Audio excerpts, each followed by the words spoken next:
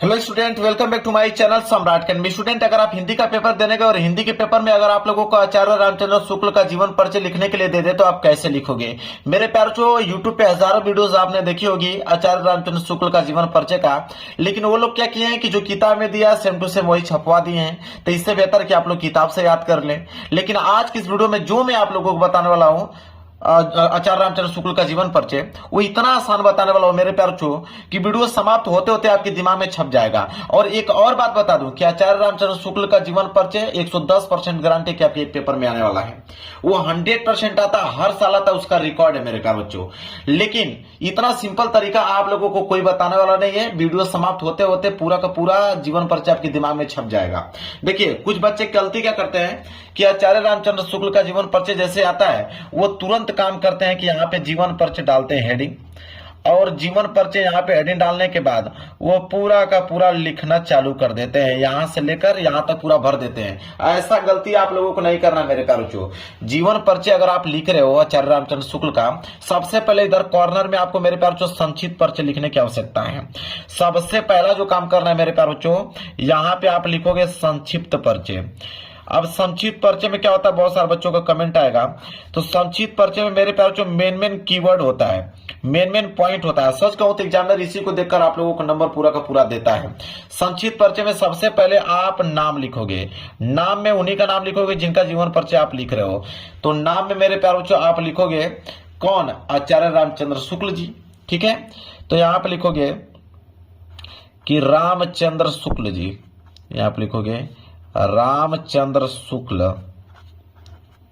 रामचंद्र शुक्ल, यहाँ पे छोटाओं को मात्रा होगा शुक्ल, रामचंद्र शुक्ल। इसके बाद मेरे प्यार जो नाम के बाद लिखोगे जन्म, कि उनका जन्म कब हुआ, किस सन में उनका जन्म हुआ। तो जन्म की अगर हम बात करें तो 1884 ईस्वी में इनका जन्म हुआ। नोट कर लो, 1884 ईस्वी में इनका जन्म हुआ।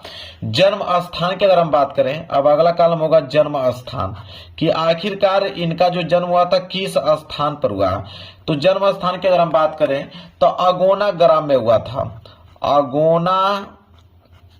अगोना ग्राम में इनका जन्म हुआ था, तो यहां लिखोगे अगोना ग्राम। इसके बाद पिता लिखोगे, पिता का नाम, तो इनके पिता का नाम था चंद्रबली शुक्ल। तो पिता में लिखोगे यहां पे चंद्रबली शुक्ल, पिता का नाम हो गया। पिता के नाम के बाद मेरे प्यारे यहां पे लिखोगे मृत्यु, कि किस सन में इनकी मृत्यु हुई। तो मृत्यु में आप लिखिएगा सन 1941, सन 1941 ईस्वी में इनका मृत्यु हो गया। इसके बाद मेरे प्यारों आप लिखिएगा रचनाएं। इसके बाद आप लिखेंगे रचनाएं। रचनाएं में जैसे चिंतामणि,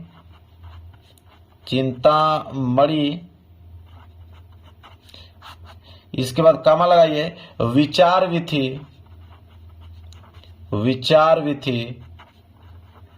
बस 2 रचना बहुत हो गया। इसके बाद मेरे प्यारों अब क्या करना है कि स्केल की सहायता से इसको आपको बॉक्स में पैक कर देना है। जिस प्रकार मैं कर रहा हूं उसी प्रकार आपको भी इसको बॉक्स में पैक कर देना है, ताकि एग्जामिनर का ध्यान यहाँ पे जाए, और एग्जामिनर इसी को देखकर तो नंबर देता है आप लोगों को। तो इस तरह आप लोगों को बॉक्स में पैक कर देना, जिस प्रकार मैं यहाँ पे कर रहा हूं ऐसे। इसके बाद मैं आप लोगों को बताता हूं कि आप जीवन परिचय कैसे लिखोगे। ठीक है, देखिए बॉक्स में आपने पैक कर दिया। अब यहाँ पे जो आपने जीवन परिचय हेडिंग डाला है, ठीक है, अब इसके नीचे भी आप स्केल की सहायता से अंडरलाइनिंग कर दीजिए। इसके बाद देखिए जीवन परिचय कैसे लिखेंगे आप। तो जीवन परिचय आप यहीं से स्टार्ट करेंगे, नाम से, फिर जन्म, जन्म स्थान। तो नाम में लिखिएगा आचार्य रामचंद्र शुक्ल का जन्म, लिखेंगे आचार्य रामचंद्र शुक्ल, आचार्य रामचंद्र शुक्ल का जन्म। अब जन्म कब हुआ था मेरे प्यारे बच्चों, देखिए लिखा हुआ है 1884। तो आप लिखोगे कि जन्म, इसको ब्लैक पेन से लिखेगा, जन्म 1884 ईस्वी में, 1884 ईस्वी में बस्ती जिले, किस जिला में? बस्ती जिला। तो बस्ती को आप लिखोगे ब्लैक पेन से, कि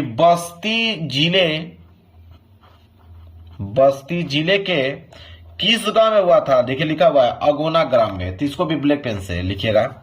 बस्ती जिले के अगोना ग्राम, बस्ती जिले के अगोना ग्राम में, अगोना ग्राम में हुआ था, अगोना ग्राम में हुआ था। यहां पे आप लग देंगे खड़ी पाई। इसके बाद लिखिएगा अब पिता का नाम, इनके पिता का नाम लिखेंगे आगे कि इनके पिता का नाम, इनके पिता का नाम क्या था? चंद्रबली शुक्ल। इसको ब्लैक पेन से लिखोगे चंद्रबली शुक्ल। इनके पिता का नाम चंद्रबली शुक्ल, चंद्रबली शुक्ल था। ठीक है, यहां आप डालेंगे खड़ी पाई। लिखिएगा कि इन्होंने, आगे लिखिएगा कि इन्होंने 10वीं की परीक्षा, इन्होंने 10वीं की परीक्षा मिशन स्कूल, इन्होंने 10वीं की परीक्षा मिशन स्कूल, मिशन स्कूल से उत्तीर्ण किया, मिशन स्कूल से उत्तीर्ण किया, उत्तीर्ण किया। इसके बाद खड़ी पाई।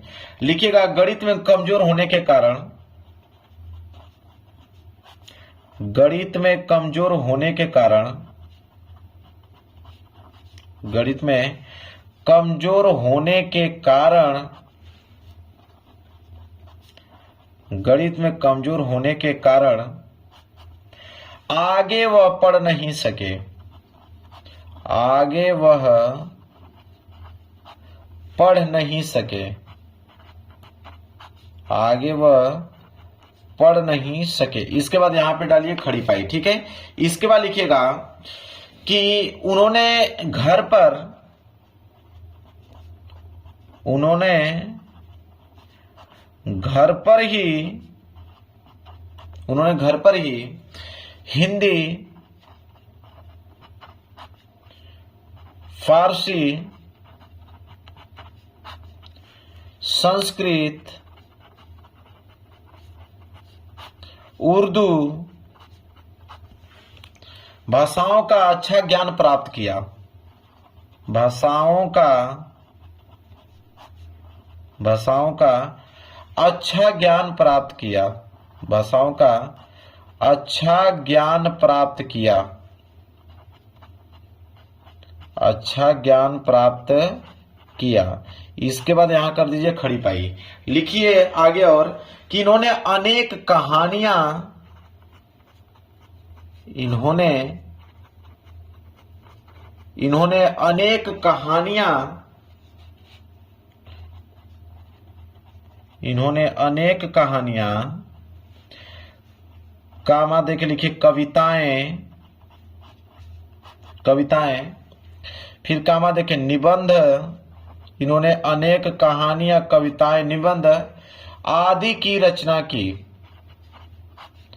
आदि की रचना की, आदि की रचना की। इसके बाद खड़ी पाई। लिखिए साहित्य में इनका, साहित्य में इनका बहुत बड़ा योगदान है, साहित्य में इनका बहुत बड़ा योगदान है, बहुत बड़ा योगदान है, साहित्य में इनका बहुत बड़ा योगदान है। फिर आगे लिखिए सन 1941 ईस्वी में, सन 1941 ईस्वी में इनकी मृत्यु हो गई, सन 1941 ईस्वी में इनकी मृत्यु हो गई, मृत्यु हो गई। खड़ी पाई। इसके बाद लिखिए नीचे रचनाएं, नीचे लिखेंगे रचनाएं, रचनाएं में लिख दीजिएगा चिंतामणि, चिंतामणि, रस मीमांसा,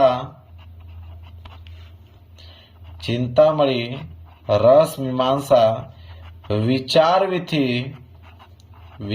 विधि।